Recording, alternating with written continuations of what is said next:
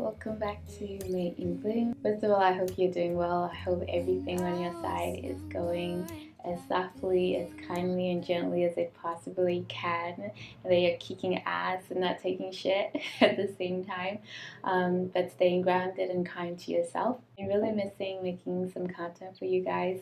Every now and then I'm like, okay, if you have time, if you have space, just push in a little moment to make a video. I'm always thinking about ideas and content, but it's more the execution because you only have so many hours in the day. And then, of course, in all of that, I really am a big believer in following your pace and not overwhelming yourself. And even with that, I often also still overwhelm myself, but I feel like I'm getting better and better at that. Anyway, so today I just wanted to talk about everything capitalism and our well-being, and whether that's our mental health or our physical health or health of our community and our relationships. I really feel like this is also an important thing to discuss when it comes to holistic living. As many of you know, I am a big fan of decolonial holistic living. These are the two things that are consistent in my everyday curiosities and in the way I grow and even the things I do. This is also one of the reasons I also became a holistic guide with that perspective. And this talk is actually inspired by a lot of people I work with who often come and talk to me about how they feel about their work, how they feel about the pressures of making money, making a living, and also their mental health. And because I really love to take things from a holistic perspective, I'm always wondering what are the best things that I can share that diversify the different ways in which we can care for ourselves in this capitalistic world. I think one thing that is very important that has helped me personally is through my decolonial journey, which is an ongoing journey. It's an ongoing practice in the sense that you have to remember that the world wasn't always like this, and that this dominant way of living isn't because it's the right way, it's the one that was most aggressive. That doesn't necessarily mean it's the right one, or it's the one that brings us the best results, or it's the one that is the best for our health, our holistic existence. It's just the one that was most aggressive, most pushed, most promoted, most fought for. And alas, here we are. It's very important to also relate to it in your own context, in the sense that what was created was not created with people that look like you or live like you in mind. It was actually created on the backs and exploitation of people that look like you. And so in that sense, you don't have to have an allegiance to it. But then at the same time, being also fully aware about the fact that we are raised and bred into this system. So it's very hard for us to imagine anything different or to imagine us doing anything in a different way. That's why when I say decolonial existence, it's a continuous practice, it's a continuous exploration, and it's not even so much just going backwards, but understanding how we got to where we are, and then analyzing the steps that were taken and by who, and why is this the way our system is put together, and who does it benefit to have it this way? How can I be realistic in the fact that I do live in this kind of world, but also be kind to myself in the sense that I don't have to be fully tapped into it, if that makes sense. And so for me, like, that is basically phase number one, the fact that this is a man-made system. And because it's a man-made system, and mostly also patriarchal, so we're not just saying man-made to say all humans didn't create this shit. A specific kind of human created this shit. Just like in the fact that I'm speaking to you in this language, it's not a coincidence. This has history. Why do I speak this language? Why do I speak it better than my own tongue?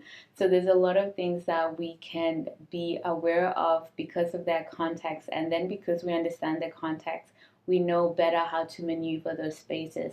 And because it's created by humans, and specifically a certain kind of human that thought that that was the best way to organize the world, you can realize that because another human could create something, you as another human have the right to say, do I like that, do I not like that? It's not like the sun, like the sun is up there. We didn't create it as far as I'm concerned, or as far as I know, unless you know some deeper conspiracies I haven't heard of yet. The sun is, the trees are, the sea is. It's a lot of things that just are, and we have to live in harmony with them. But then there's a lot of things that we create. And because we created them, I also strongly believe that since it's created by a human, you have the right as a fellow human to decide if you like that or don't like that. To the degree, of course, your realistic context, in the sense that I understand why we live in the way we live. I understand the values that even I have realized are ingrained in me, in the way we work, in the way we value our work, and the kind of person we want to be at work, kind of employee we want to be, so forth. Or in any other way that we make money, this whole professional world that I think is just also another thing. I've kind of made a video about that on my other channel, Decolonial Existence, and Abantume, about professionalism. But I do feel like it's quite important, even with that by itself, to realize that the way that we are encouraged to exist and to show up in life is not very pro human, and it's not very pro our best interest and our best health. I often also talk a lot about how the structure that we are almost put to be measured by is quite mechanic and almost like, yeah, basically a machine. And you are expected to compete with a machine, or at least be replaced by a machine if you can't. Because in an ideal capitalistic world, workers would work all the time, take no time off, have no feelings, no desires, no purpose of themselves, work for as low payment as possible so the big people at the top can make as much money as possible. That is the ideal worker kind of structure that we have been created into through capitalism, greedy capitalism. Now, there's also like normal trade. That is, I have a good, I have a service, I choose the price for that. And then you say, well, I like that. I would like to pay you that amount. Here's my money. There is that in the human to human trading way, and that has always existed. Like, you could barter, you could trade with services. There's so many ways that we could get things and give things or sell things and then get our needs met, because in a community nobody can do everything, you know. So there is a logic in the sense of how do we create a market for the things we can do and trade so that everybody gets a bit of everything, basically. But capitalism by itself, especially greed-infused capitalism, where the slogan literally is "greed is good," is not one that is created to care about community, to care about what's best for you. It's more about what is best for pockets, what is going to get the most amount of money, what is going to make the most amounts of profit, so on and so on. I also talked about this in Created Your Own Pace. I think there's another video I made about content creation and trusting your own rhythm and not the algorithm. But going back to that, I feel like it's another way for you to hone back your power by realizing what is important for me. What are my values going to be now that I've seen that this ship I've been put on, or this train I've been put on, is not heading anywhere I'm actually going to be happier getting to. And I think also when it comes to even what we use, the jobs we have, whether it's because of status or because we're genuinely interested in them or because we are working towards a certain thing, there's a lot of ways that we engage in this greed focused capitalism, or competitive focused capitalism that is focused on competing rather than collaborating, putting people at the top rather than creating a circle of empowerment. All of these things that are taught to us that this is the only way to make this work, and if people don't compete they won't push themselves, which is bullshit. Because I know plenty of people who have hobbies who are not competing with anybody, but for the love of it create amazing stuff and become extremely good at things just because they love them. But basically, again, realizing the context, realizing the history, and then choosing, like, for example, your joy matters, your well-being matters. I remember with the past few jobs I have taken, that has been a very big priority of mine, is what am I getting out of it? How much am I willing to invest in this position? How will this help me get to where I want to go? Whenever I work at a place, I'm not really fixated on the idea of corporate climbing, or like climbing the corporate ladder. There's few positions I look at and think I would really, really like to be there, or really, really like to do that, because I have so much of my own soul work on the side. Like, those are my real aspirations. Like, the things I do with holistic sessions. I love that. I love the girls I work with. I like the women I work with. I love the value that adds to my life. And that's also something, of course, that helps me make an income, but it doesn't take away from me the way a normal job that I don't feel that soul connection to.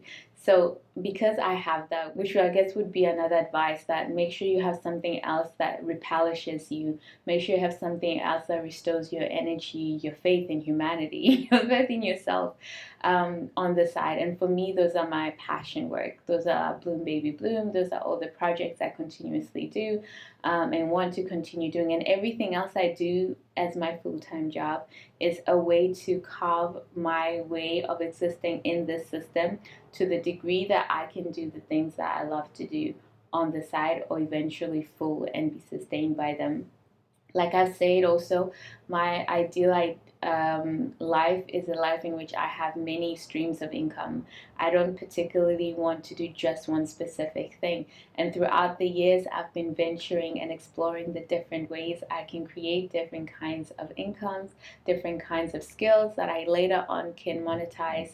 And I've been like growing with my own relationship to making money from the things I love, and then still feeling that they are honorable to me, and they stay centered in why they matter to me. And this is something I really, really try to stay aligned with, like continuously, in the sense of like, okay, remember why you're doing this. Remember where this is supposed to come from.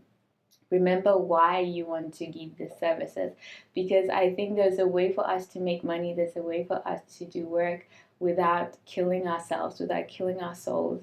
And the idea that it's so normalized that so many people hate their jobs and that's just the norm, like, it's insane. Because imagine a world in which at least half of the population loved what they were doing.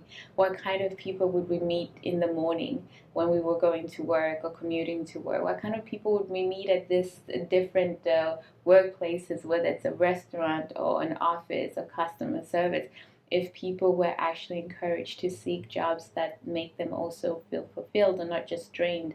Because even though you give your time to a certain job, there's all the other things that are not calculated into it. You also give your mental capacity. You also give your age, basically, your time on this planet. There's so many things. It's not just an hour for a dime. There's so many other things that you're giving your life away, time away from people you love. Maybe even the way we work. Like, I do most of my jobs are office jobs, and so I sit a lot, and I know that's not a healthy way to exist. Like, I try to move around. I always go for my walks during my lunch and during my after work time.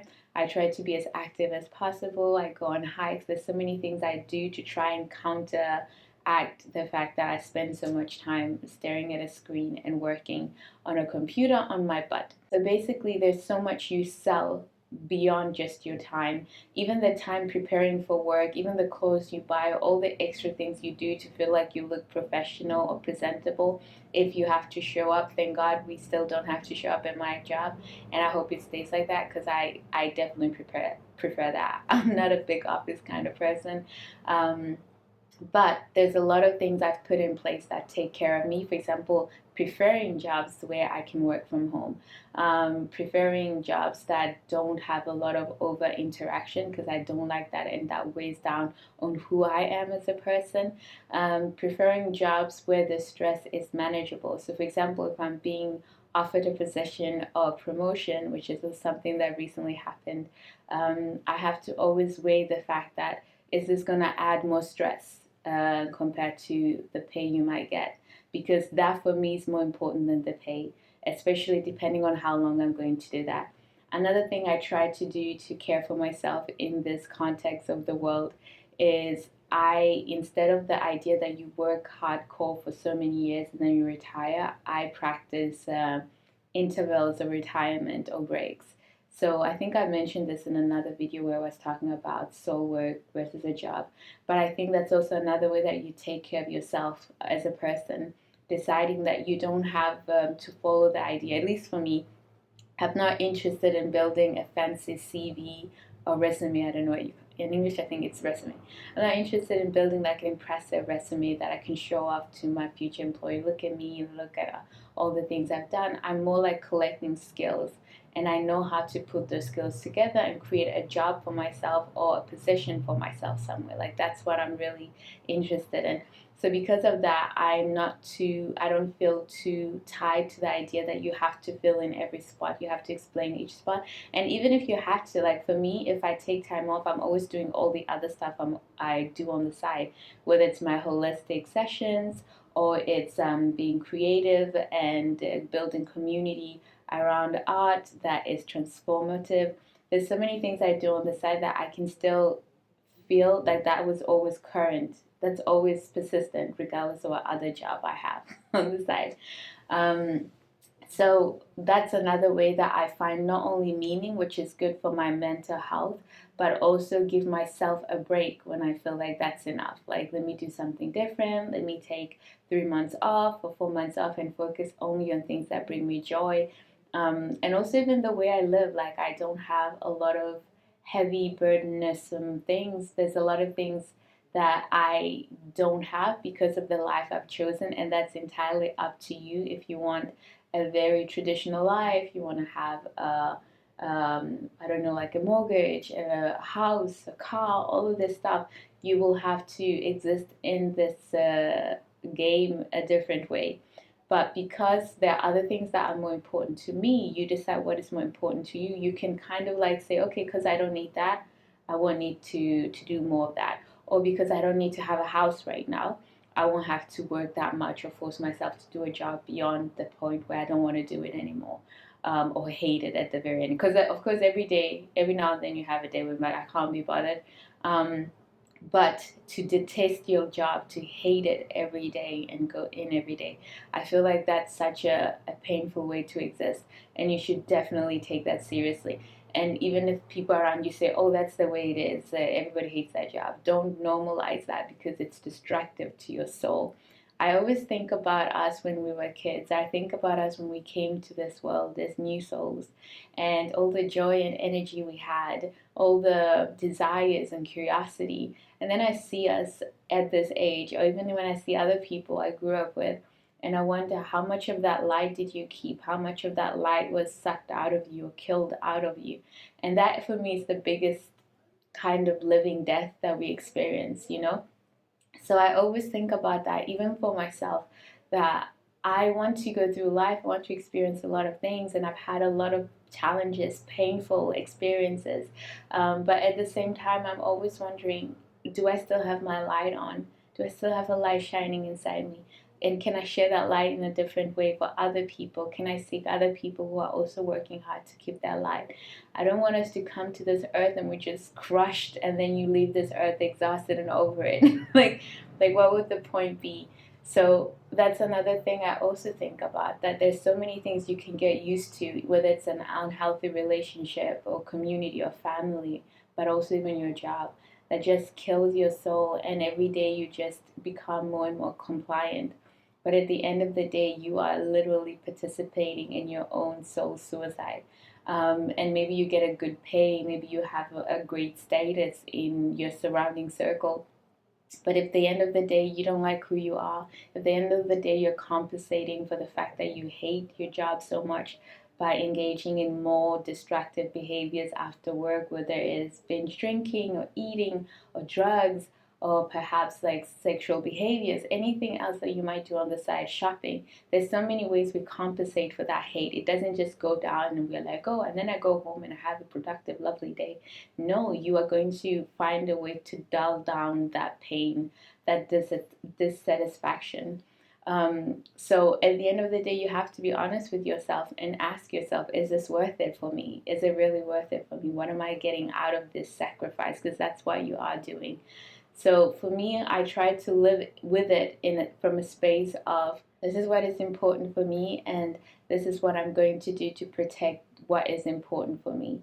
And this is where my boundaries are. Like if I'm showing up for work in a week, like you can have a hectic period, but if every week of your work life is hectic, everything is a pushing deadline, everything is requiring, like those jobs say, must love working in a fast paced environment. I'm always like, ooh, must like meeting deadlines and like the challenge. Ooh, like if it's like that constantly, you are not going to sustain your well being, whether that is mentally or spiritually, but also physically. That's going to show up on you. That's going to show up in how you age as a person. We feel like it's so normal that when people get older, they just start collecting all these new medicines they have to take, something for their blood pressure, something for diabetes, something for their heart problems. There's so many shit that we just think is normal. Oh, all my parents are on medicine. And then if you reach a certain, we think it's just normal because you reach a certain age. We don't think about the fact that a lot of these ways, these diseases and mental issues become part of our lives because of our lifestyles and because we exist in a world that is not created to take care of you. That's why you have to be proactive in how you care for yourself. And that also brings me to the next thing is, that Beyonce song where she's like, I can have another you in a minute. Like literally that's capitalism. That's your job. That's where you're working right now. Unless you are working for yourself, in which case I hope you're not creating a system of stress upon yourself. Like I told you in my other video, like I'm not a stress or grind oriented entrepreneur. I'm like slow and steady. I'm a little turtle, a little sloth. I just do my stuff and I build on and I build on and build on. And that for me just works better. I don't know when I'll officially be like, okay, I'm totally self sustained. Maybe I could push harder, but I'm always like, what is it going to cost me mentally, right? But I also know the consequences of choosing a slower pace, and I'm all right with that at this moment. If I ever need to change that, I trust myself to be able to change that. But basically, what I'm trying to say is if you are working in most companies, especially big corporations, chances are if something happens to you, if you go down with stress, I've heard so many stories of people who are young, full of life, full of possibilities, literally going down with stress, having triggered a mental diseases. And I don't even talk about this from people far away. Even my late sister who passed away, the stress she endured at her work was kind of also part of the things that were building on that just built up into this uncontrollable problem for her. And seeing her already before her, and even when she was alive, we used to talk about that. Don't let this work stress you because they can replace you in a minute. This is something that often happens a lot to people who are very good employees. People who are hardworking, diligent, very take responsibility very seriously. They give and give and give and give. But the thing is, like, the more you give, the more there is space to be taken. Because if you also have noticed it, like I've also noticed in places where I work, that if you outperform, if you're really good, sometimes you're going to be given even more responsibility. Like, okay, you're pushing, now push even further. And I say this to say that at the end of the day, while your work can replace you in a minute, in a month, in a week, whatever, your family and loved ones cannot. You cannot replace yourself. You can replace your health if it's ruined in a way that is going to live with you for the rest of your life. That is something that you have to be aware of. That at the end of the day, for them, you're replaceable. But for the people who love you, you are not replaceable. Take that seriously. If you feel like your job is affecting you mentally to the degree where you hate your life, to the degree where you feel like your brain is failing you, to the degree where you feel like you're not mentally stable anymore, those are serious things. And you might have to unlearn that desire in yourself to be so validated externally, whether it's because of the prestige that you get from your title, or even because your employers love you so much because you are so dependable. You have to remember that that is great and beautiful, but you have to know what you're sacrificing to be that person, and also what is going to add to that. Like the years of stress on your life do not just disappear because you go on a week's holiday or what you have. There are things that affect you for a long time. There are things that can even affect you if you end up having a child, and those genes can be passed on to your child. I speak about that because not only I've been touched by it personally through loss, but also something that has happened to me. I remember when I had that really dark, depressive time, it was because I put myself in a work position that was really not good for me, to the kind of person I am. And I was so vigilant and I pushed through so much. It messed up my sleeping schedule, it messed up my mental health. And for a long period, I was like, I saw what it meant to like just mess myself up willingly. And I told myself never again. And I'm happy I learned that at such a young age. And I'm happy I learned that when I didn't have big responsibilities, because I also speak from a place of privilege in that sense. Because I lived so minimally expense wise, I'm sure that maybe I have more liberties to choose what is good for me mentally than somebody who maybe has to fend for their family or children. And to be honest, I also feel like that has affected how I see making children or even having children in the future. I'm very diligent in trying to make sure that before I do make a family, I want to know that I'm maybe even half of my pace coming from a place that just really fulfills me and brings me joy and brings me purpose, like my holistic work does for me at this moment. So if I can make more spaces like that for myself, then bringing a child into the world, I also want to give a good example. The work doesn't have to be something you kill yourself for, but it can be in a way to contribute to your community and to bring your skills and talents and what you've learned through life and contribute in a way that brings value to other people and also sustains you. Like capitalistic wise, that's the best way I could imagine existing in this context. I'm also very aware of how I add to the pressures that might make me feel more stuck in that system. So that also includes like if I was to buy a home or property, which is something I want to do in the future. I want to have my own space. I want to have my own little house and my own little garden, all of that stuff. And I know I'll get all this stuff. And I look forward to sharing all of those things with you guys.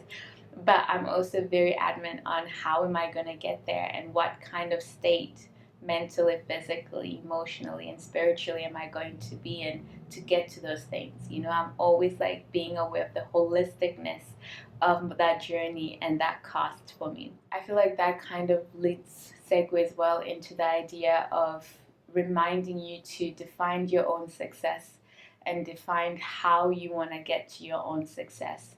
And also defining what you're willing to sacrifice for that kind of success.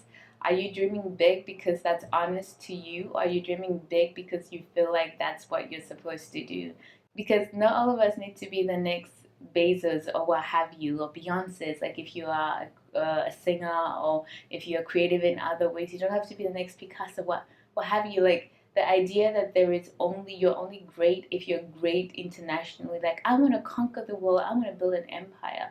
I hate shit like that. It's so cringe for me. You know, I'm like, calm down. Like it hasn't worked out great for us. Like all those things, you know, creating empires, conquering the world. I want to be known through every television. I want to be in the face of everybody in the world. That's like so obnoxious when you really think about it, you know? I want to be the best person in the whole world to do this.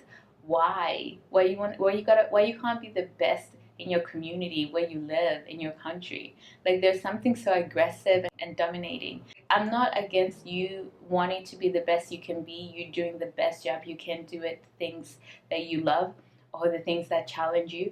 But the idea that we push ourselves to the degree of this really boastful way of existing, that the best in the world, number one in the world, you know, please calm the F down.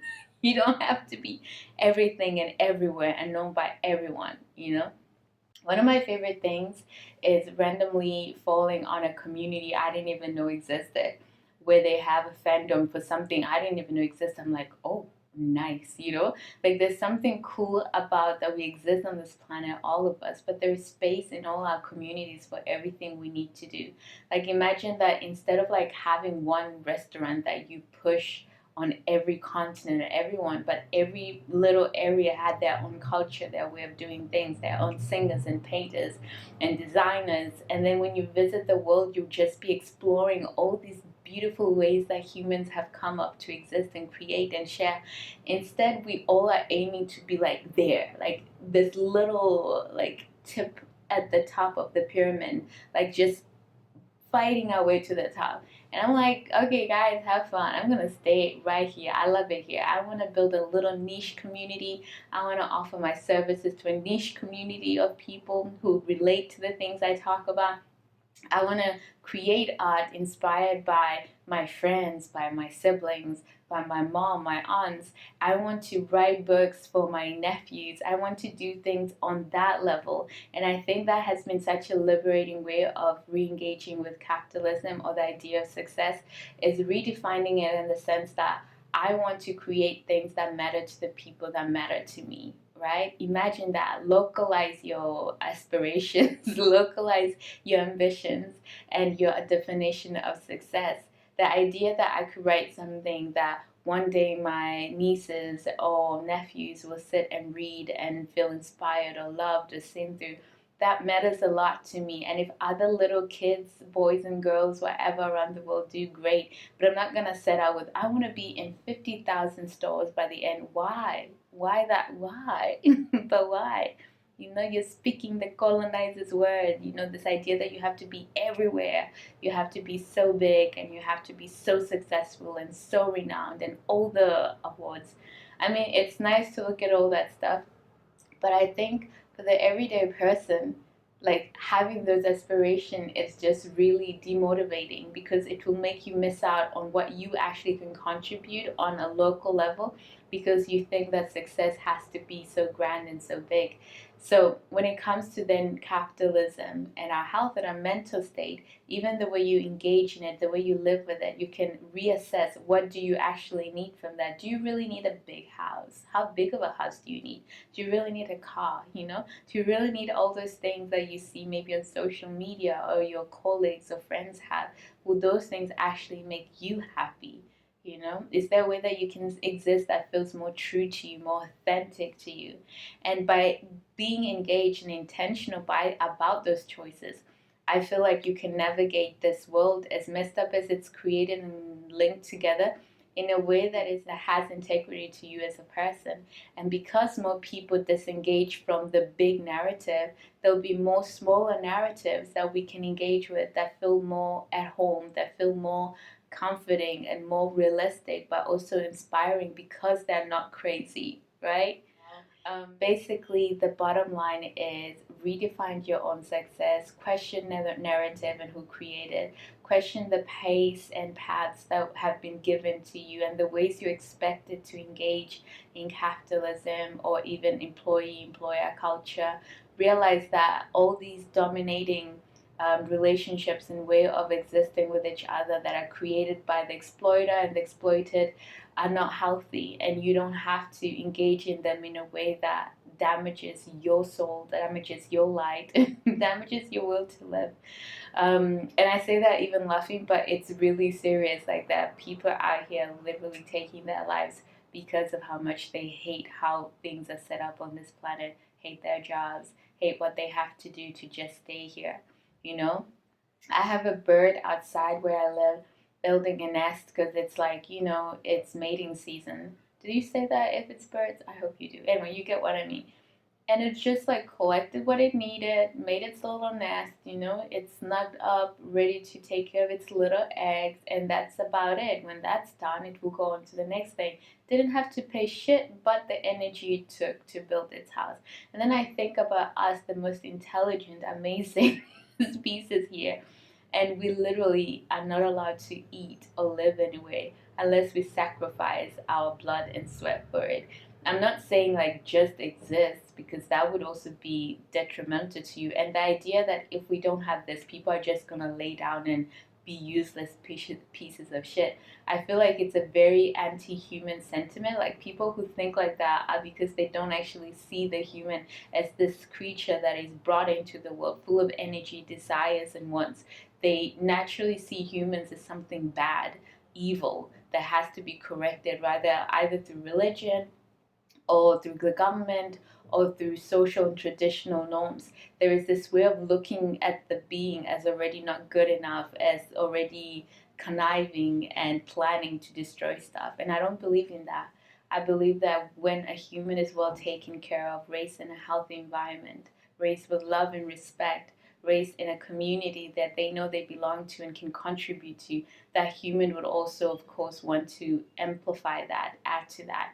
Of course, I'm not saying all humans, because there are some people who are born a bit off and couldn't care shit about the harmony of people. I remember when we were young, we had a girl like that in our friend group, and she was just a bit off. Like, everyone wanted to play together, and she wanted to cause chaos. Like, she would be like, "Can I?" It's a long story. I think I've even told this story before, but I always remember that girl. Like, in the sense that we were different already back then, you know, because there were so many people who wanted to create games where we all played together and got along. And she would come, and then she'd just ruin it for everybody. Maybe like fight with somebody, beat somebody. It was like she was allergic to the harmony that was existing. And there's some people who are just like that. And it doesn't mean we have to create the world because of people like that. We should create a world that is good for people who naturally actually are very flexible in who they become, in the sense that if you create an environment that is trusting and loving and supportive, those people are also going to be encouraged to bring out more of their better nature, right? I believe in that at the very least. And that's the world I try to imagine I'm adding to with the things I create. Yeah. So basically, that's it. That's what I wanted to share with you. I hope you are well. I hope you're caring so well for yourself. I hope you remember that you are loved by those who love and see you for who you are, and that you matter so greatly in their lives, and that you make decisions that take care of your inner child and the light you came to this earth with. Don't let this stupid system like kill your vibes, sis. Find a way, maneuver through it, you know. Don't be the best at doing the games that you hate. You know, play stupid games, get stupid prizes, as they say. Anyway, guys, that's it for this video, and I wish you a lovely rest of your day, weekend, or whenever it is I post this. And I'll see you in my next video.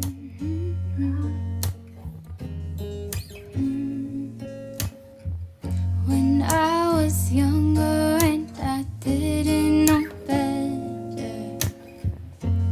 living with these walls